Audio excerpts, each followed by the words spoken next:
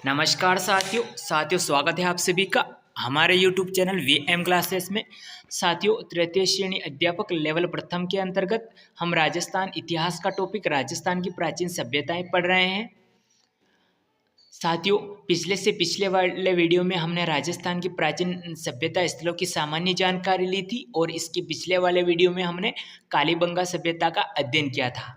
साथियों, इस तरह के टॉपिक्स जो हैं आपको यूट्यूब पर हजारों मिल जाएंगे, लेकिन स्टूडेंट की सुविधा और उनकी जो है कमियों को ध्यान में रखते हुए हमने जो है डिजिटल एनिमेशन के माध्यम से इन वीडियोस को है वो एडिट किया है, ताकि एक बार देखने पर आपको जो है ये भूलना असंभव हो जाएगा। साथियों, हम जो टॉपिक्स पढ़ रहे हैं उनकी थ्योरी नहीं बल्कि जीके के नोट्स पढ़ रहे हैं, वो भी शॉर्ट्स नोट्स ट्रिकली के साथ।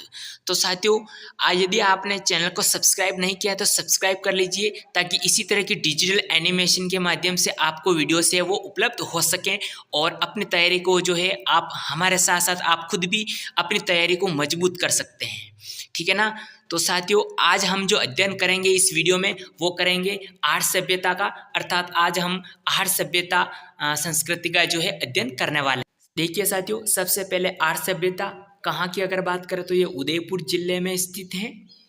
और यदि इसके नदी की बात करें तो ये आयड़ या बेड़च नदी के किनारे स्थित है। साथियों, यहाँ पर कंफ्यूजन की स्थिति बनती है।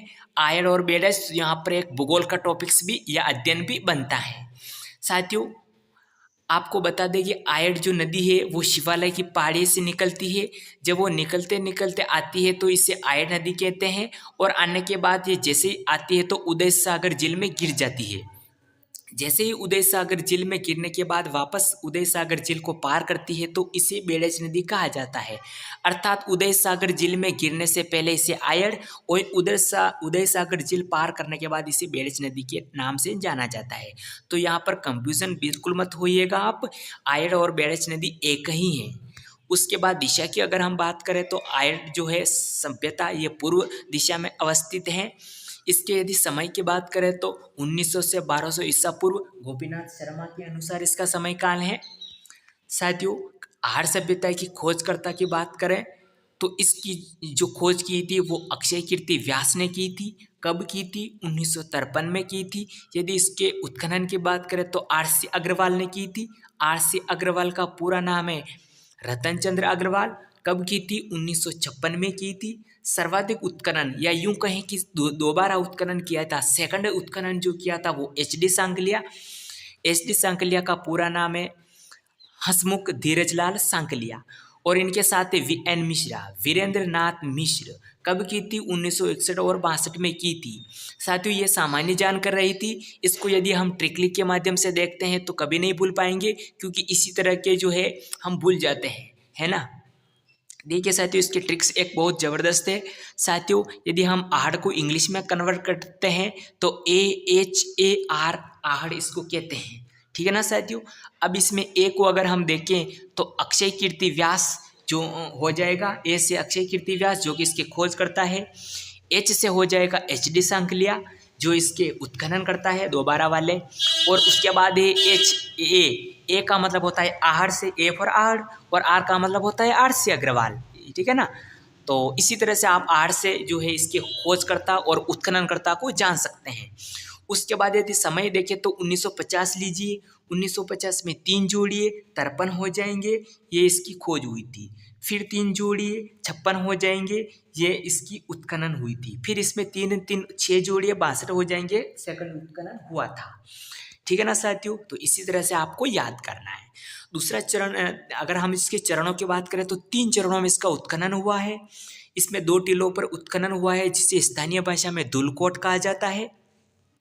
साथियों, यदि इसके उपनामों की अगर हम बात करें, आर्य सभ्यता के उपनाम क्या क्या हैं, तो देखिए साथियों, ग्रामीण संस्कृति आर्य संस्कृति के नाम से आर्य सभ्यता को जाना जाता है।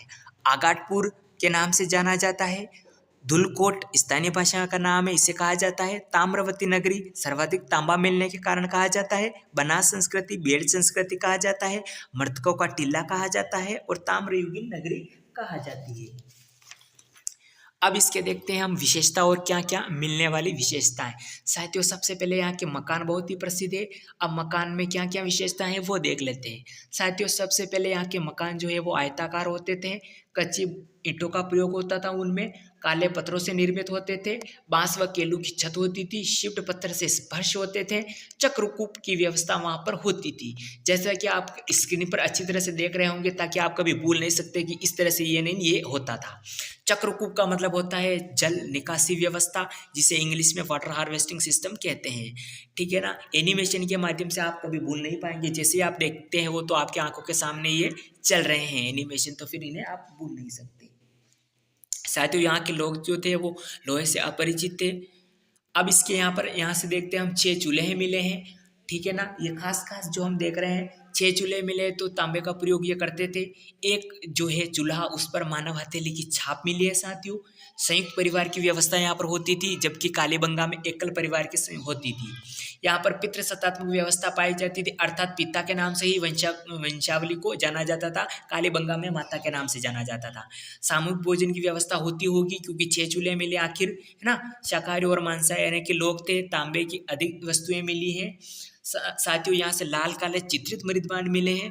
यहाँ पर आपको बता दें साथियों कि मृदबांडों में आपको बहुत विशेष करके ध्यान रखना है, क्योंकि अलग अलग सभ्यताओं से अलग अलग मृदबांड मिले हैं। मृदबांड तो मिले, लेकिन अलग अलग वैरायटी के मिले हैं। कालीबंगा से केवल लाल मिले हैं, यहाँ से लाल काले चित्रित मिले हैं। बेराड़ से केवल लाल काले मिले हैं। तो आपको यहाँ से विशेष करके ध्यान रखना है, क्योंकि कुट वाले जो प्रश्न आते हैं उनमें हम कंफ्यूज हो जाते हैं। यहाँ से लाल बुरे जो मृदबांड मिले हैं उन्हें उपेकरण विधि से बनाया जाता था। यहाँ से बड़े बड़े मृदबांड मिले हैं, आपको ये ध्यान रखना, बड़े बड़े भांड मिले हैं, जिन्हें बंकोर, गोरे और कोटे कहा जाता था।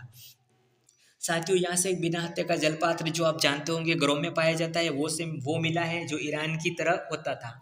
साथियों यहाँ से एक आटा पीसने की चक्की मिली है, पत्थर की, ध्यान रखिएगा। आप जानते होंगे गांव वाले से अगर आप बिलोंग करते हैं तो जिन्हें हम गट्टी कहते हैं वो मिली है। लकड़ी की छापे मिली है, जिन्हें बतकाड़े कहा जाता था। 6 तांबे की मुद्राएं मिली हैं, जिसमें से एक पर, यानी एक मुद्रा पर एक तरफ यूनानी लेक देवता जो है अपोलो, जिनका नाम है, आपको विशेष करके ध्यान रखना, उनका चित्र बना हुआ था। एक साइड तो त्रिशूल का चित्र, साइड में यूनानी लेक, मेरे में ना पास में जो लकीर होती है ना, बैकग्राउंड, उसके पास में यूनानी लेक लिखा हुआ था, और एक साइड यूनानी देवता अपोलो का चित्र बना हुआ था।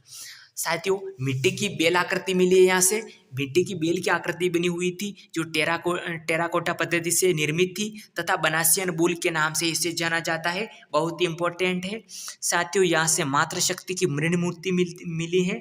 यहाँ से शवादान मिले हैं। यहाँ से लोग पुनर्विजन में विश्वास रखते थे। साथियों यहाँ से तस्तरिया और दीपक धूपदानियाँ मिली हैं, जिन्हें ईरानियन शैली के नाम से जाना जाता है। साथियों यहाँ से 2-3 मुँह वाले चूल्हे मिले, यानी एक ही चूल्हे के 2 या 3 मुँह होते थे, ऐसे वाले चूल्हे यहाँ से मिले हैं। साथियों यहाँ के लोग जो थे वो चावल से परिचित थे, और कृषि से भी परिचित होंगे ही। 26 किस्मी मणिये मिले हैं। तो इसी तरह के जो है ये यहाँ से मिले हैं। साथियों ये बहुत ही इम्पोर्टेंट जो सामग्री थी, जो अवशेष थे, जो आर्य सभ्यता से मिले हैं, वो हमने बता दिए हैं। अब हम देख लेते हैं आर्य जो स्थल है उसका राजाओं अर्थात राजवंशियों से संबंध। साथियों आहड़ जो है वो मेवाड़ गुइल वंश की राजधानी भी रही थी, और वो भी अस्थायी रूप से रही थी। और इसे राजधानी बनाने वाले शासक जो थे वो थे अल्लट अर्थात आलू रावल। साथियों इनका जो शाही शमशान स्थल है वो भी आहड़ में ही है, जिसे महासत्या कहते हैं। ध्यान रखिएगा साथियों, महासत्यों का टीला बागोर भिलवाड़ा को कहा जाता है, और शाही शमशान स्थल जो है मेवाड़ के शासकों का, उसे महासत्या कहते हैं, वो भी आहड़ में ही था। साथियों यहाँ पर सबसे पहली छतरी बनी हुई है, और वो भी बनी हुई है महाराणा अमर सिंह प्रथम की। और आहड़ सभ्यता के जो अवशेष है उन्हें सुरक्षित रखने के लिए राजस्थान पुरातात्विक विभाग द्वारा यहाँ पर आहड़ संग्रहालय की स्थापना की गई थी, जो वर्तमान में उदयपुर जिले में है। तो साथियों ये थी आहड़ सभ्यता। इसी तरह के डिजिटल एनिमेशन वाले वीडियोस देखने के लिए आप वीडियो को सब्सक्राइब कर लीजिएगा, और पास में बने बेल आइकन को प्रेस कर लीजिएगा। मिलते हैं बहुत